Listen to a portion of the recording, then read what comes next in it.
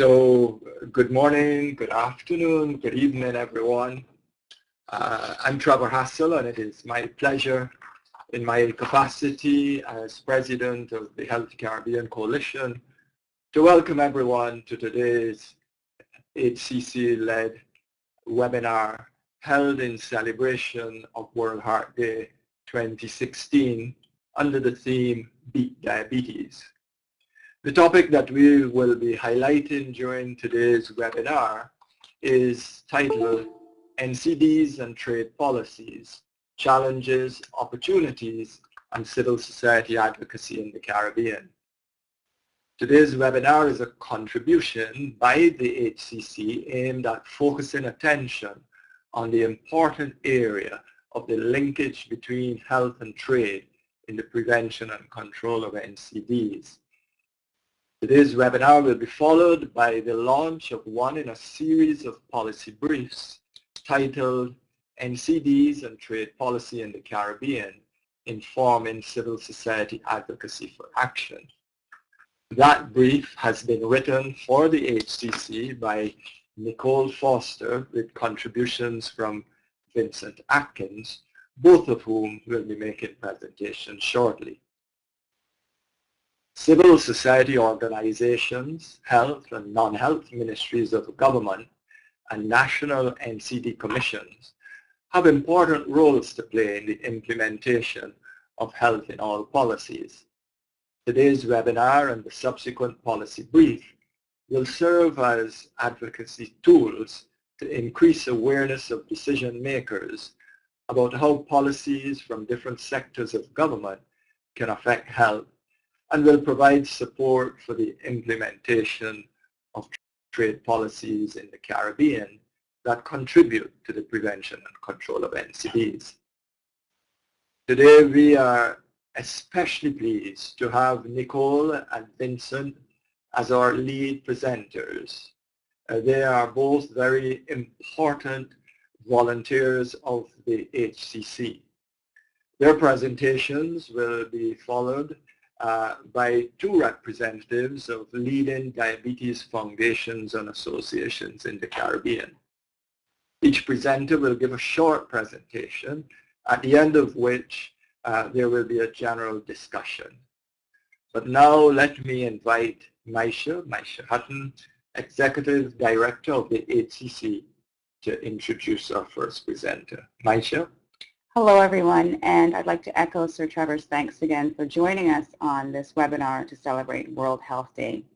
Our first speaker, Nicole Foster, is a policy advisor to the HCC.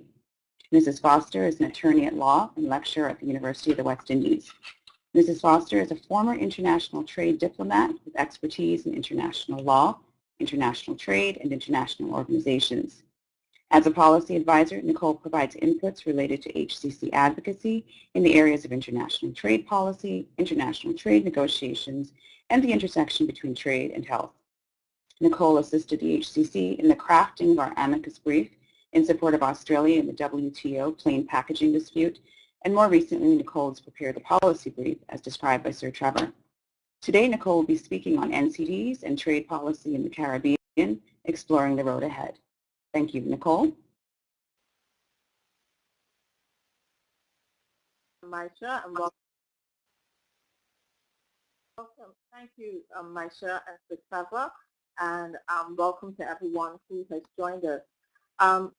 Jumping straight into it in terms of charting the way forward with NCDs and trade, so the sub-theme for this whole presentation is a discussion of the extent to which trade rules pose an insurmountable constraint to governments and civil society's attempt to address the NCDs epidemic. Oftentimes, it seems as if persons feel that trade is a box from which you can't get out to effectively address our concerns, and certainly my presentation and Vincent will hopefully expose you and sensitize you to the fact that it's not the zero-sum game that it sometimes appears to be. So in order to understand what it is we're talking about, I just wanted to briefly highlight the key principles that are sort of relevant or applicable in the context of discussions about trade and health, and and consequently about trade and NCDs.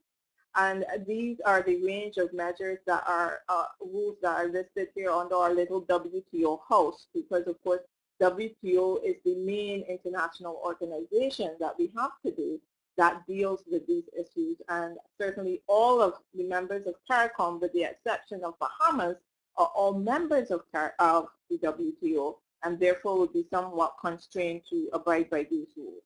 And so just quickly to point out that in terms of, if we look at the first 4 pillars in a way, I subsequently thought that I should have highlighted those as red, because those are sort of the rules that would constrain, right?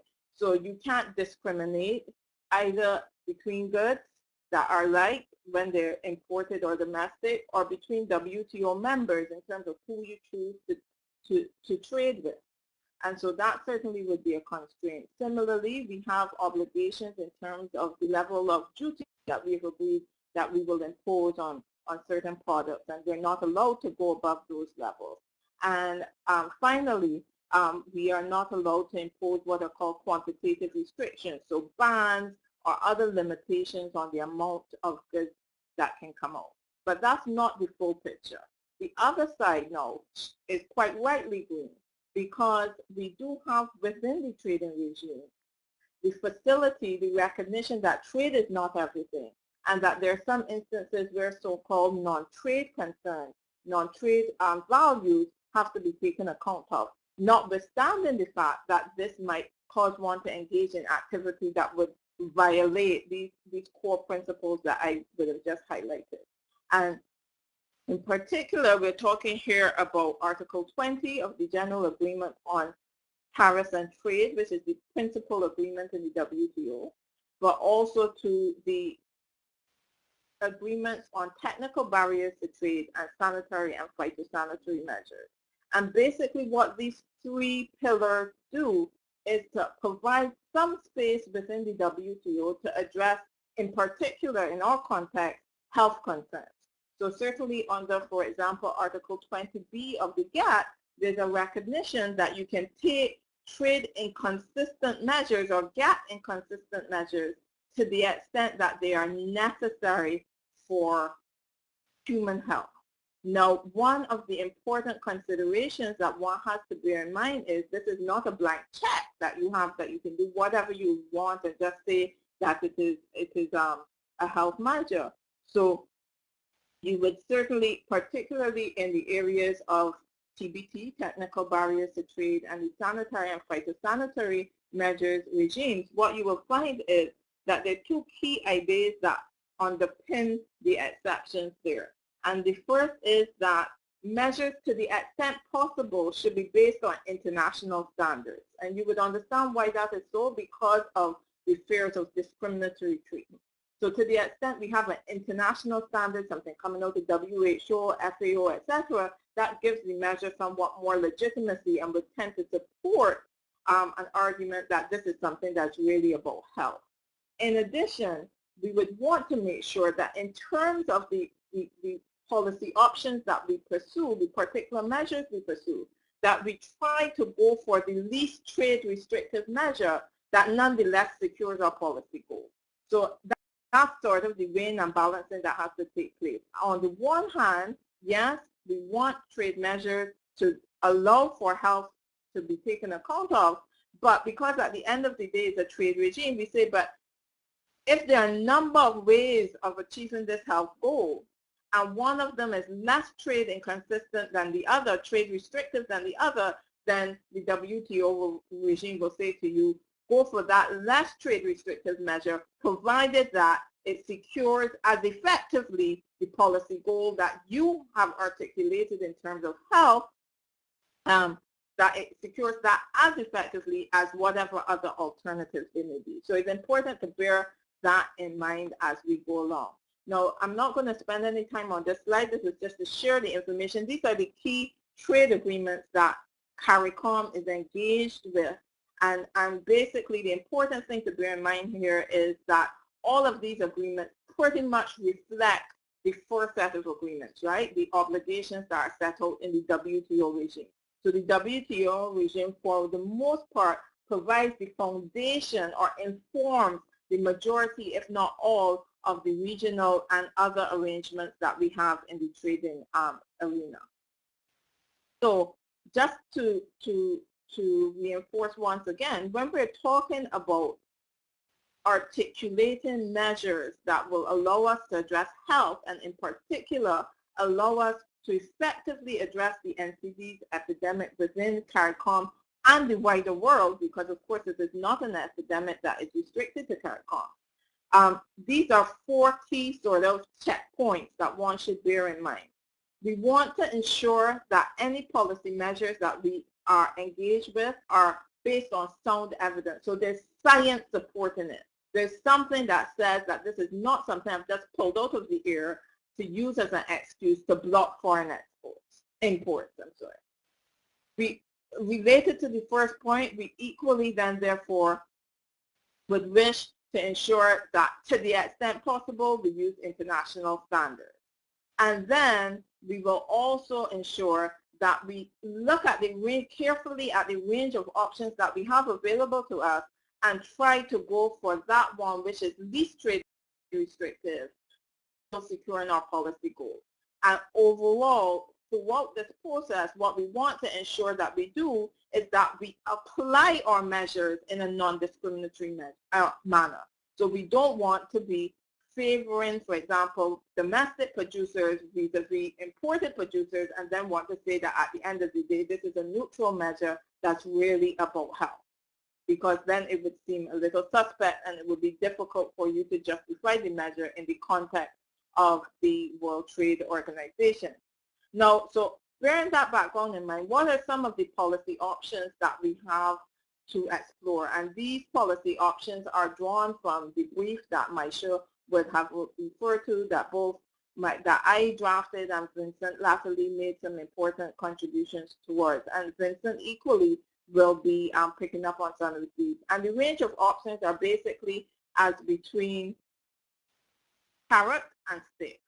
I'm going to talk primarily to the stick options.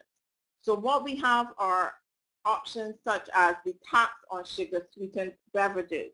And we know that in Barbados in August of last year, and in Dominica in September of last year respectively, both of those have implemented a tax on sugar-sweetened beverages, and the money, that the revenue that is generated from this is intended will be directed towards health-related programs. Similarly, we have in French Polynesia another SID, production and consumption taxes on products which are designated to be health risk.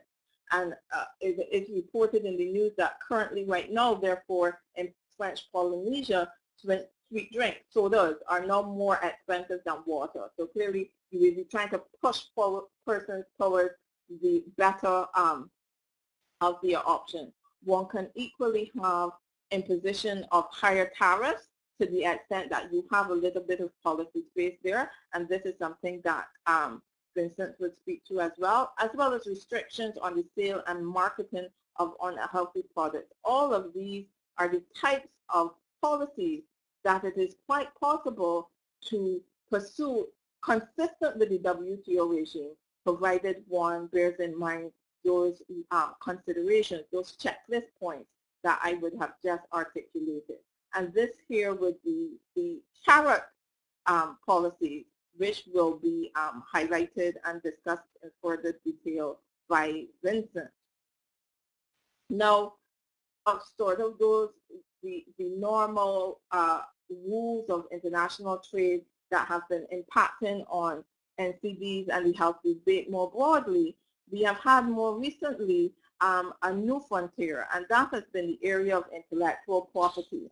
And I just wanted to highlight quickly to you the fact that there is an important connection between NCDs and trade in relation to intellectual property, insofar as one can see the patent rights which are granted under the intellectual property agreement in the WTO, the trade-related aspects of the intellectual property agreement, impacting on the cost of medicine. So of course we know that in the context of the treatment and control of NCDs, medication is an important part of that process. And obviously, it's important for us to ensure that we have adequate access to a range of drugs, not only patented drugs, but also to generics, etc., and that the intellectual property regime does not unduly constrain our options in that regard.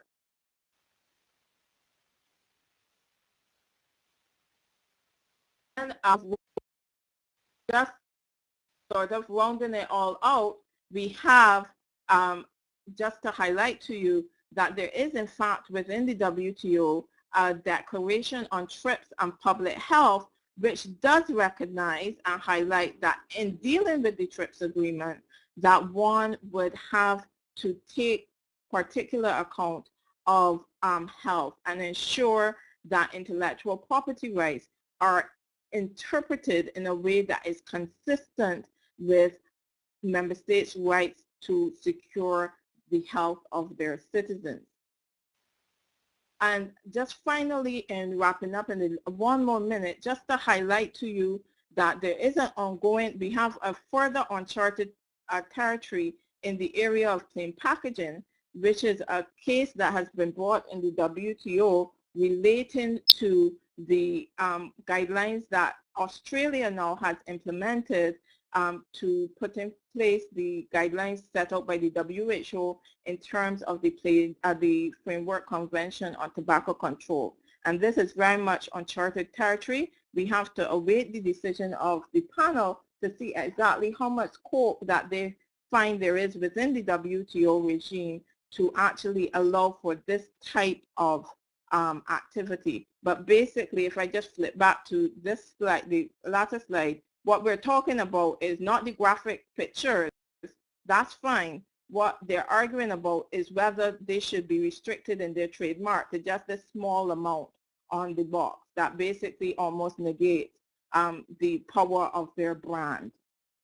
And with that, I conclude. Next steps, perhaps we can pick up on that in the context of our discussions, but certainly I believe there's an important role for civil society to play both within the WTO itself as well as in terms of engagement with the respective member states. And I believe my time is now up, and so I hand over to the next presenter.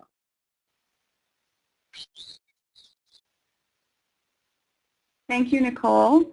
And now we're going to go on to Vincent, and just to let everyone know, we'll be taking questions at the end. So Vincent Atkins is a trade policy and technical advisor to the CARICOM less developed countries in the Office of Trade Negotiations at the CARICOM Secretariat. He's been involved in the negotiations of international trade agreements since 2001, representing the Caribbean community in several negotiating fora in the area of agricultural trade. Among his accomplishments, Vincent is a co-author of the book Food, Trade, Diet, and Health, published in 2010. And most recently, he was appointed as a commissioner to the Lancet Commission on Obesity, where his contribution will be in the fields of law, agriculture, and trade. Vincent recently joined the HCC as a trade policy advisor, and we're pleased to have him here today discussing trade policy instruments to facilitate a healthy food environment.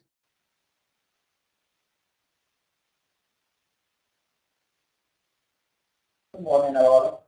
Let me first start by thanking the Heritage Caribbean Coalition and congratulating them for putting up such a timely webinar, particularly in light of the two reports which came out over the past week or so.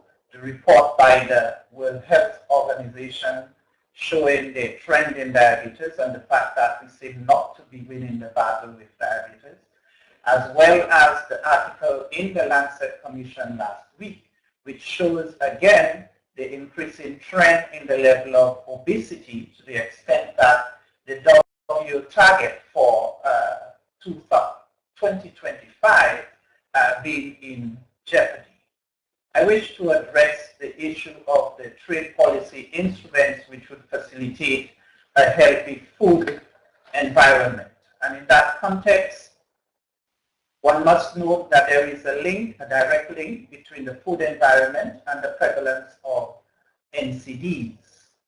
When I think of the food environment or the food system, I'm speaking particularly of domestic food production, trade in food products, whether you think of imports or exports, as well as investments in the food industry, which would include the processing of foods and the fast food industry. So all of these together form the food system.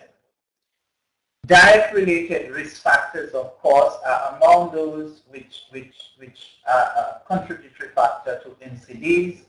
In the case of the Caribbean, the evidence is that low food consumption and high sodium, fat, and sugar intake are principal contributors to the growth in NCDs. The globalization of the food system that promotes overconsumption of energy-dense and nutrient-poor foods and beverages has been identified as the major driver of the obesity epidemic.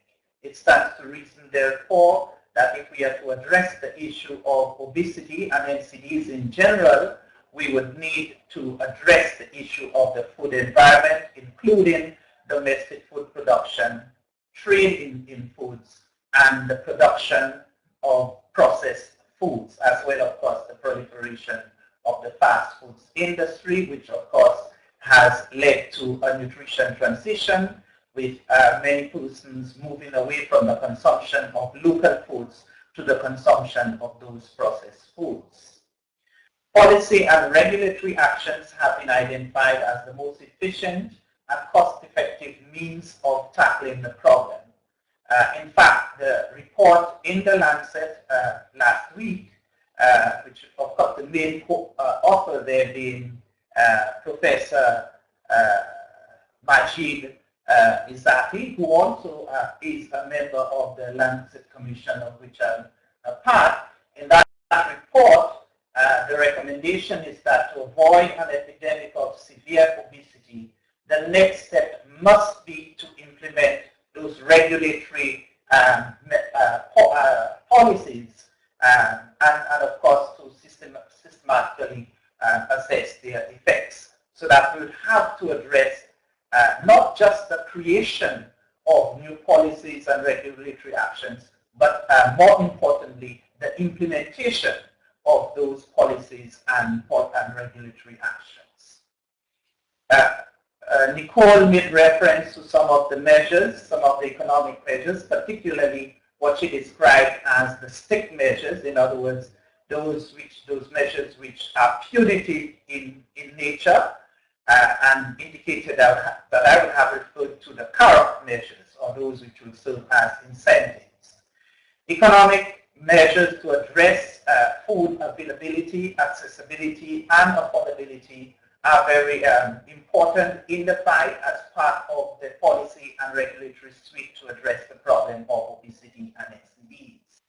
And part of that would be targeted subsidies to encourage domestic production of healthy foods. Now, I do know that the word subsidies send very negative signals in the minds of some persons, but the reality is the flexibility exists even within the WTO agreements for countries to use subsidies. There are controls on the levels of subsidies which could be utilized, but then the facility is available, and the suggestion here is that that facility should be used in order to encourage the production of domestic healthy alternatives to the unhealthy foods which we know are contributors to obesity and NCDs. For example, there is flexibility in the WTO agreement on the Article 6.2 of the Agreement on Agriculture, which allows governments, without any restraint, to provide incentives to what is described as low-income, resource-poor farmers. And of course, we do know that those farmers are very important in the domestic food system. The incentives we are speaking about here would include subsidized inputs, technical information. In fact, there's no restriction on the type of subsidy which may be used under Article 6.2 of the WTO Agreement on Agriculture. Here, the suggestion is that we should make the use of that facility in order to promote the production of the healthy alternatives. The incentive should be provided to develop and sustain home or community gardening, not just home gardening, it could be at a community level. The incentive should include the ready availability of local supplies of seeds and farming inputs for home gardening and community gardening, as well as technical assistance provided through, among other means, the social media, given the importance of the social media and other forms of IT technology in our modern day. Again, there's need for the development of synergies between the food chain and health through policy coherence. I think there is acceptance that an approach which simply emphasizes health or which simply utilizes health instruments to address the problem will not succeed.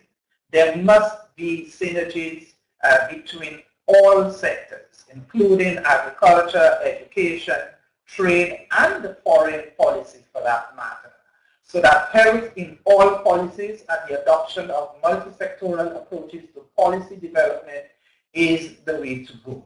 Trade policies, including trade agreements negotiated by CARICOM, should be guided by preset health-related objectives. In other words, the mandate to negotiate trade agreements should take into account preset health objectives. And in that context, given that our heads of government have committed themselves to addressing the problem of non-communicable diseases in the region, those objectives should be factored into the mandate to negotiate the health agreements, and therefore the proposals put forward by CARICOM should be reflective of those objectives and the wider mandate.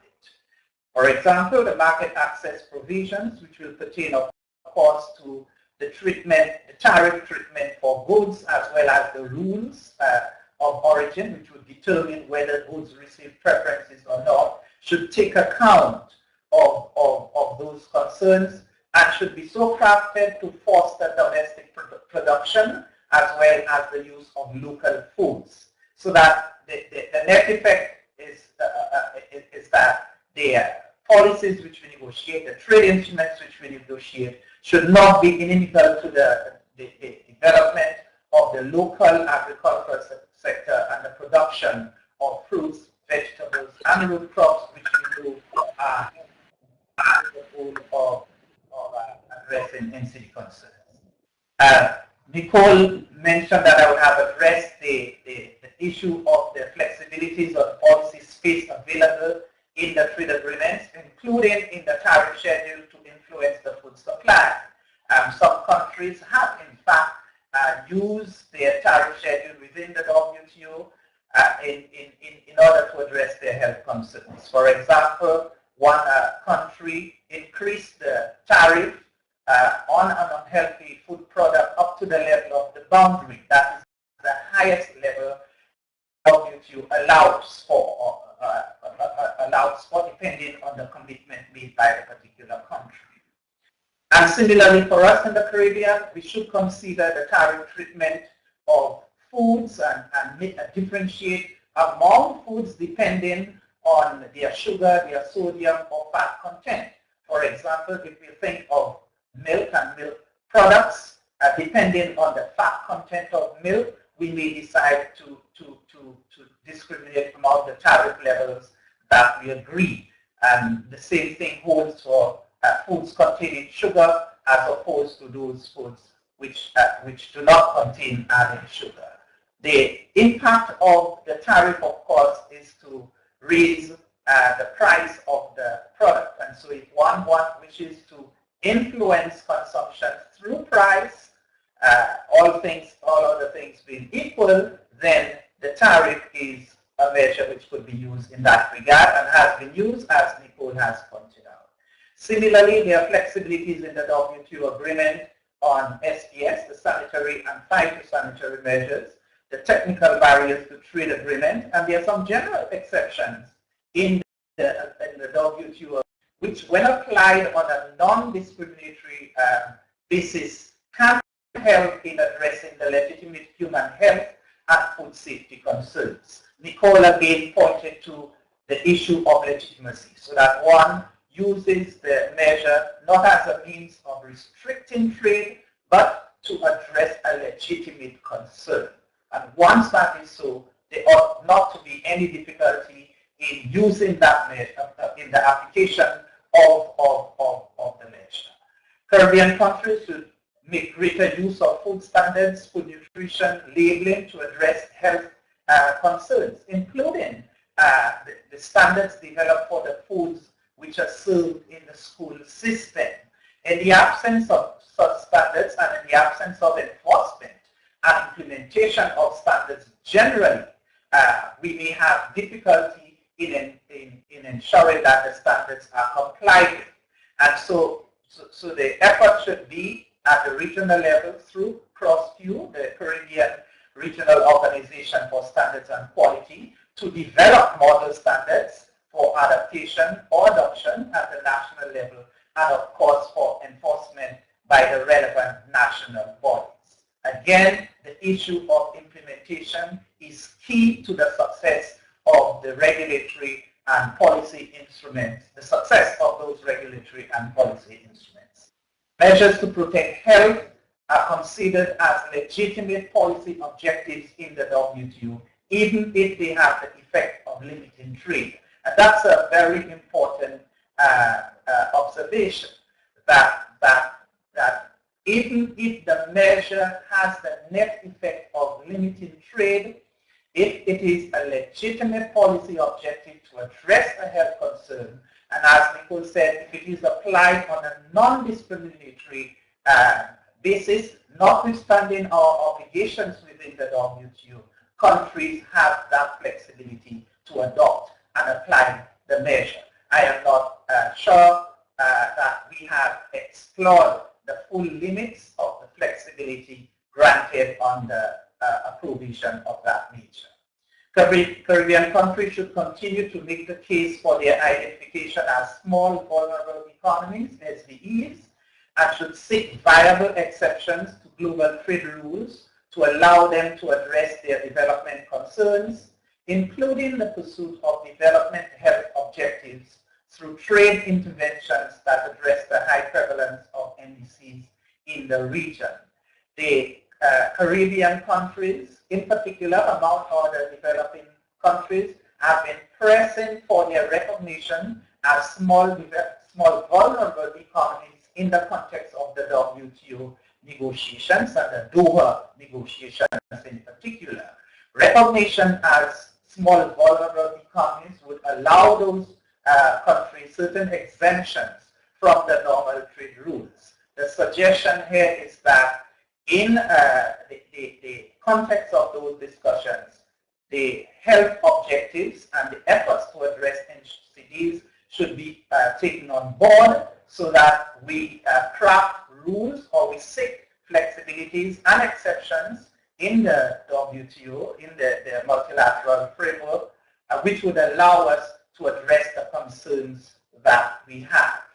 The bottom line is that there are a number of measures not currently used which could be utilized. I do appreciate that there are certain constraints. For example, the suggestion that subsidies could be used is limited by the availability of the necessary budgetary resources. But then, when taken in the context of the significant cost to the region of NCDs, and looking down the future, the trend, which is reflected both in the both reports that I referred to earlier, the WHO report on diabetes and the article in the Lancet Commission, points to a worsening of the problem. And of course, there is a cost associated to that, not just the financial cost, but the cost in terms of human resources, the cost in terms of productivity, so that as limited as the budgetary resources may be, we would have to prioritize those, the use of those resources. And in our view, the issue of NCDs and obesity prevention should be at the very top of the list because of the potential impact on all areas of the society. I will leave it at that. Simply to add that a recent report published by the UN Standing Committee on Nutrition entitled Enhancing Coherence Between Trade Policy and Nutrition Action, which I happen to be a reviewer of, in my view presents a very concise, very cogent description of the issue and very useful suggestions on trade measures which could be used in order to address the problem at hand, NCD and control and prevention. Thank you so much.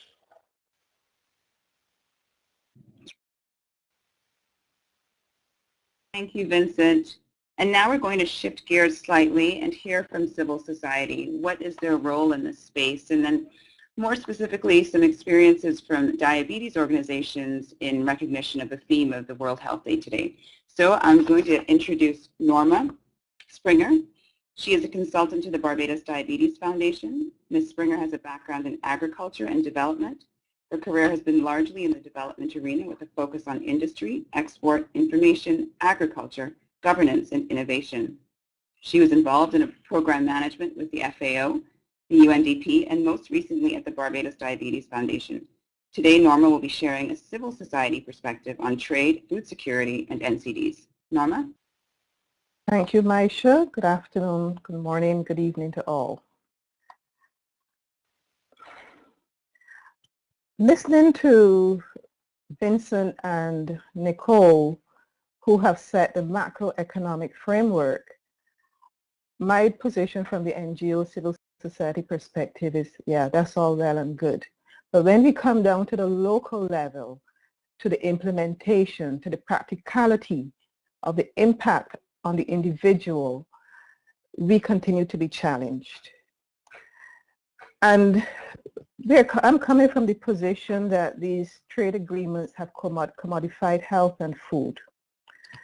They have removed them from the space of the state as social issues, as rights, and they now have market value. They now have economic value. And that economic value is not really for the benefit of the country, but it's for the benefit of the big corporations. We have these large frameworks, but Caribbean countries are severely challenged in a number of areas. Market reform, the policy space in which we can act, notwithstanding the broad outlines provided by WTO. Our regulatory machinery is severely challenged, and of course, our Caribbean market size. Small places and all the issues that go with being a small developing country. To what extent can we dictate, to what extent can we influence the prices and the supplies of goods and services coming into the region? This is a quick slide here on the trends in NDCs. 1980s to 2000, we have almost doubled within that space. And that is not to say we've not been doing things all along. The Diabetes Association of Barbados celebrated 40 years last year. Yet still Barbados has one of the highest and rising prevalences of diabetes in the region. What has been happening over these past 40 years? We've been creating awareness, but what has gone wrong? And because the Caribbean is so food import dependent, our taste preferences have already shifted away from our traditional root crops and our traditional foods and our traditional vegetables. We have a preference for imported products. Look at our food and drug imports over the past. Last year, we imported over $7 billion in food. Small island states like Barbados is 80% food import dependent. St. Lucia, Antigua, about 50%. Only our mainland islands like Belize, Guyana, Suriname, mainland states, are 50% or below food import dependent. Not only are we food import dependent, we then import the prescription drugs. Look at the volume, $1.7 billion will be spent on drug imports, prescription drug imports by 2021. This year, we expect to spend just under $1 billion. So I would posit that we take our hard-earned foreign exchange, we buy food, and then we have to buy drugs from the same suppliers of that food to treat the conditions induced by that food.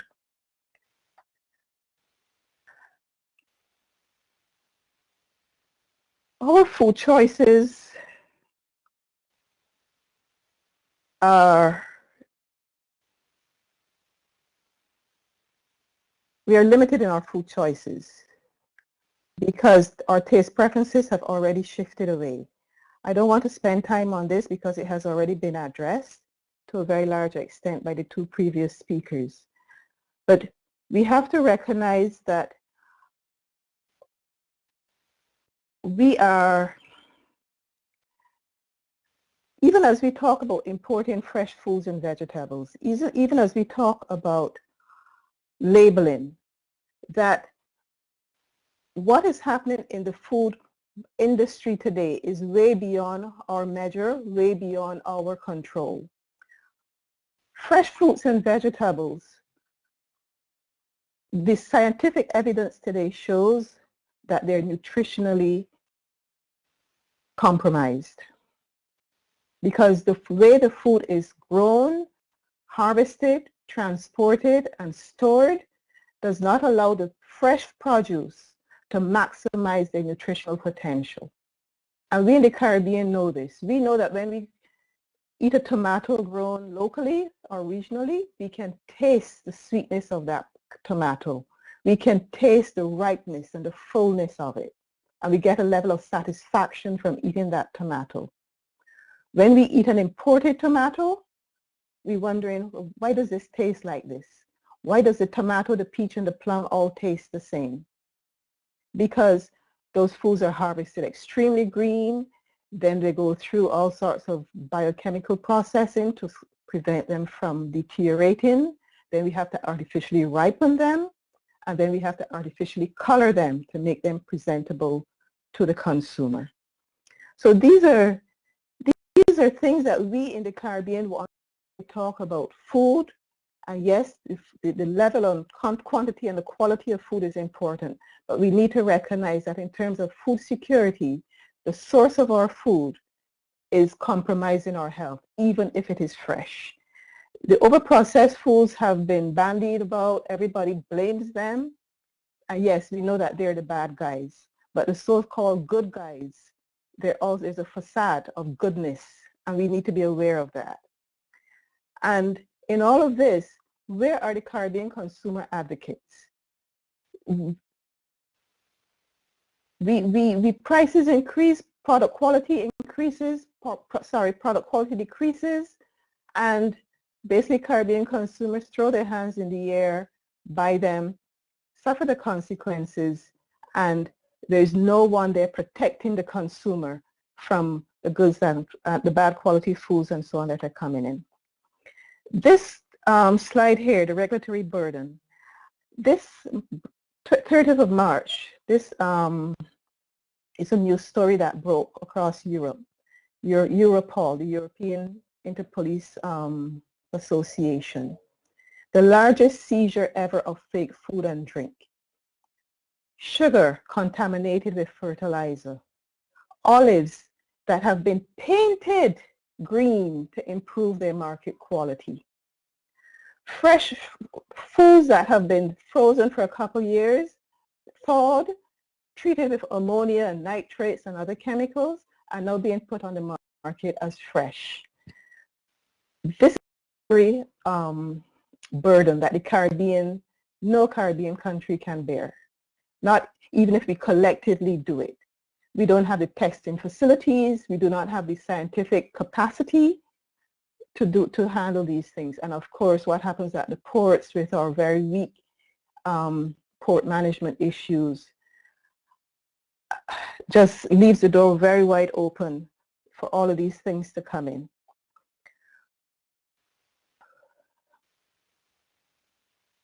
The WTO rules, the free trade issues, compromise our health systems because, as I said earlier, it's been commodified. So the social consciousness has gone from health. The individual health worker is looking to maximize his or her own income.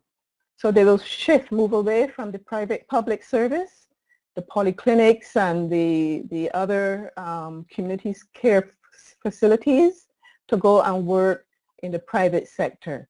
We now have a proliferation of private hospitals and private clinics because the Caribbean is now on the bandwagon of health tourism. So we are building private clinics, and Europeans, North Americans are coming down here to access cheaper services. But in the provision of those cheaper services to foreigners, we are removing quality services from our own people,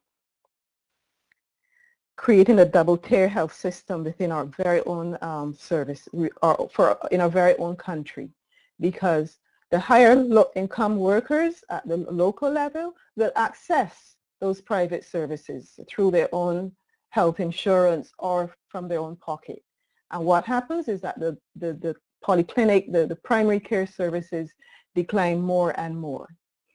We have a situation now where all across the region, again, there are consultants talking about universal health care. And this talk of universal health care, it comes with a matter of government taking the money that it spends now in health care, carving it up among the population and saying, Mary Jane, here's your $5 for health care, spend it as you will. John Brown, here's your $10 for health care, spend it as you will. So what are we saying for ourselves? Because that $5 or $2 from Mary Jane and John Brown will not necessarily go to the polyclinic, will not necessarily go back to the local community provider, because we're going to think, aha, that private hospital over there, everybody is going there. Let me take my $5 and go there. And you go there with your $5 and realize, oh, it's only going to give me one course of treatment. But I have no more money now left to go back to the local community healthcare provider, and my health is now compromised until next year. I have another $5 to spend. So I think that we just have to work more closely to monitor what is happening and to consolidate ourselves at the local level. The grand macroeconomic policy environment is great, but we have to see how it translates at the local level, that we can be more effective about it. Thank you very much.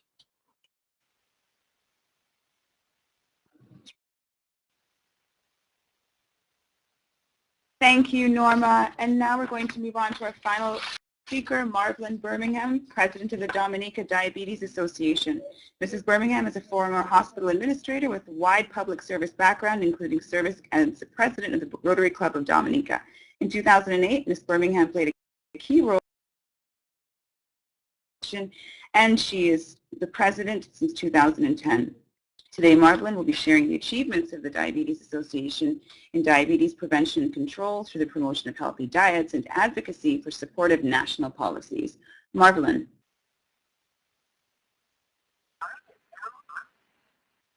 Thank you, Maisha. Good morning to everybody.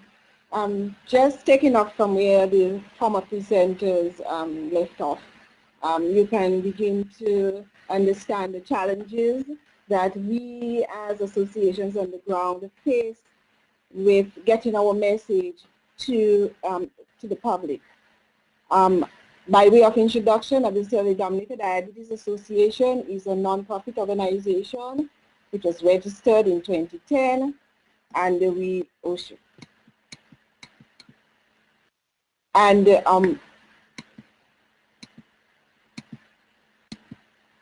I'm sorry. And our main focus is to promote wellness and help build self-management capacity among the population, with a special emphasis on people living with diabetes and high blood pressure. We jump right into the presentation. Now, before I go any further, let me just present to you some population risk data that will add some context to the subject matter. The SEP survey, which was done in 2008, gave us this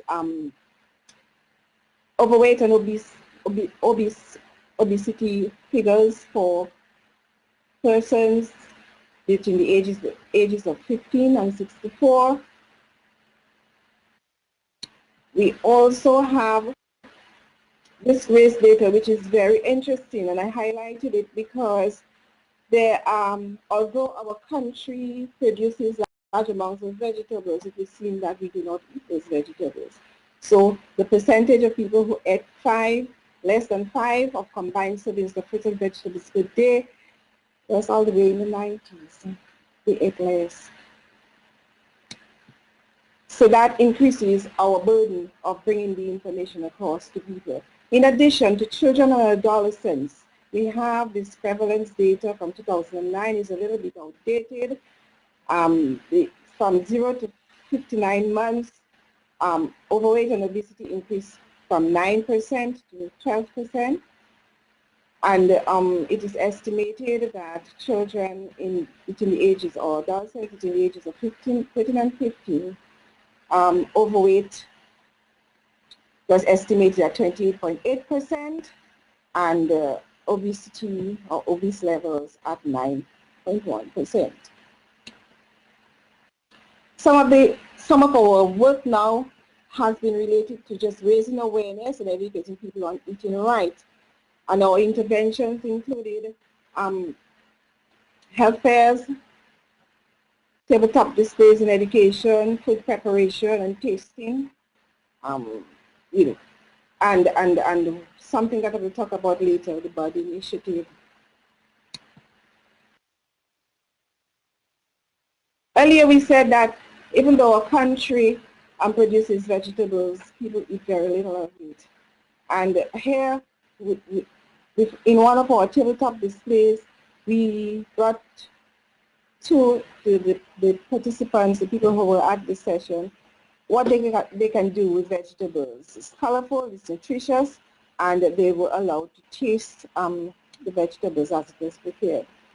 Another with our food displays, again, chicken which was prepared with low salt and seasoned with our local fresh herbs, and again, tasting and, you know, getting the feedback from the participants of that particular session. We also do some tabletop displays of of foods that are used in cooking, very popular in our cooking, but also to let people know what the salt content is. And we had quite a large range of things that people use in food and food preparation and the salt content, which was really eye-popping for some of the people. They had no idea that these foods contain so much salt. And we did the same thing with sugar as well, and the sugar display. I must say that, again, people were quite surprised that they were drinking so much sugar when they used soft drinks and when they used ketchup and malts and what have you. So these are some of the interventions that we've been using on the ground. We had this project recently which we called the blood pressure control through community action. It's an HCC initiative, and it involved blood pressure screening, monitoring, and lifestyle education. And a spin-off of that particular project was what we call the Body Initiative. Dominica chose to pursue a body program starting with peer leadership training. And, the bodies were told with particular skills to enable them to better manage their own health condition, as well as provide emotional and self-management support for people living with diabetes and hypertension.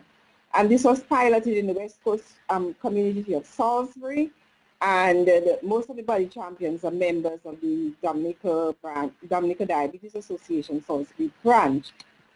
What was taught?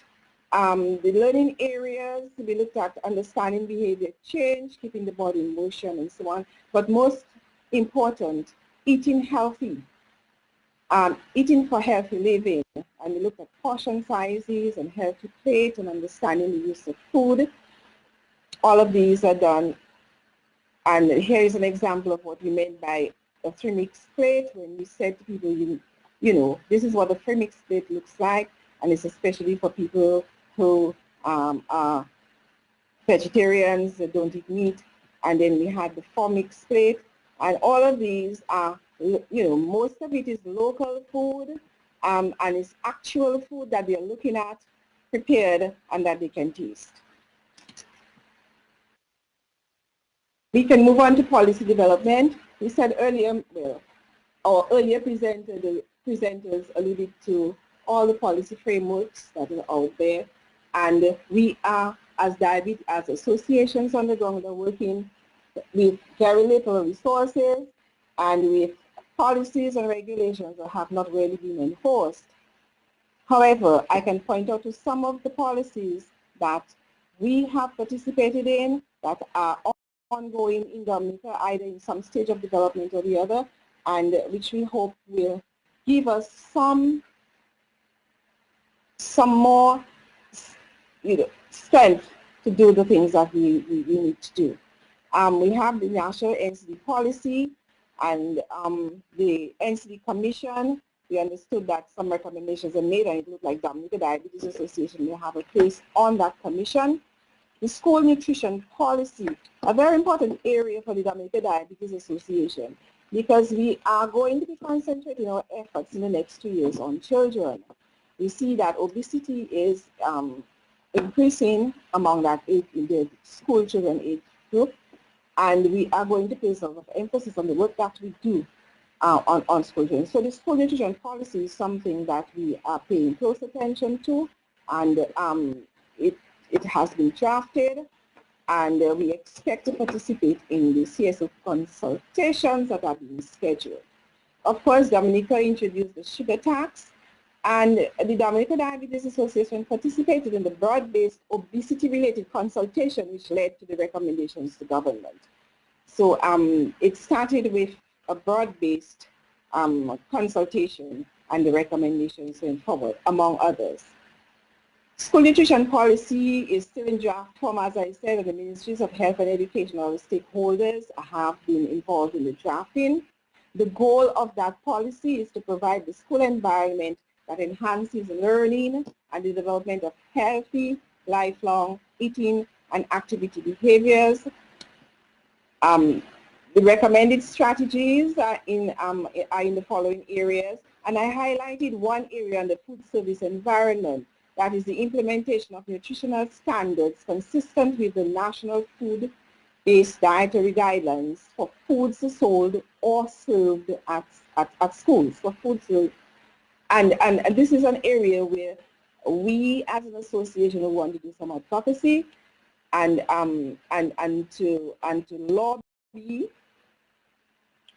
to advocate to regulate the school environment, reduce and eliminate the NCDs factors, especially making the school environment safe by restricting access to foods and drinks that are identified as health risks.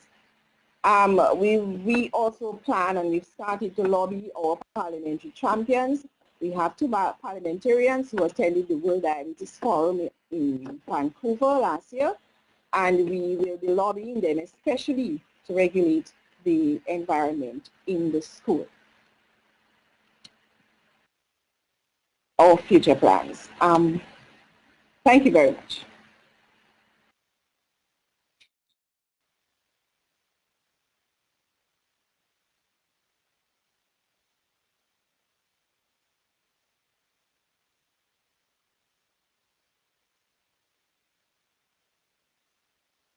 Thank you, Marvelyn, and the other speakers, Norma, Vincent, and Nicole. It's interesting to hear about the policy architecture within the framework of NCDs and trade, and then to hear about the grassroots response. And those are really our army at the ground who are really going to influence public opinion and create social demand for changes in those policies at the national level.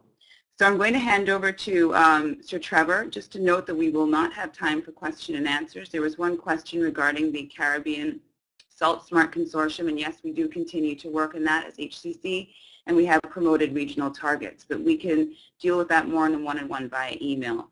So thank you all, and handing over to Sir Trevor to close. So yes, again, thanks to everyone, and I certainly, on behalf of the members and the board of directors of the HCC, would like to thank all the presenters for their very informative and thought-provoking presentations. This is a new experience for our local civil society health NGOs to be involved in webinars and making presentations. And this is an area that the HCC will continue to promote. It is very interesting to hear the perspectives from the policy experts on the one hand, then to be balanced again, if you wish, the realities on the ground in countries in the region. And so I also wish to thank all the participants for attending this webinar. Please feel free to send any questions, comments, or observations to us. I want to extend a special thanks to Maisha for her overall planning and management of this webinar, and to Ian Pitts, our IT manager, for the technical arrangements. And so as I bring the webinar to a close, I wish to wish everyone continued positive action as we celebrate World Heart Day and seek to beat diabetes. And so please, I said World Heart Day, it's really World Health Day. So please visit the HCC website at healthycaribbean.org to view the slides of the presentations, and also to read the brief titled NCDs and Trade Policies, Challenges, Opportunities, and Civil Society Advocacy in the Caribbean, which will be launched shortly. And so until our next webinar, as they say, over and out. Thank you.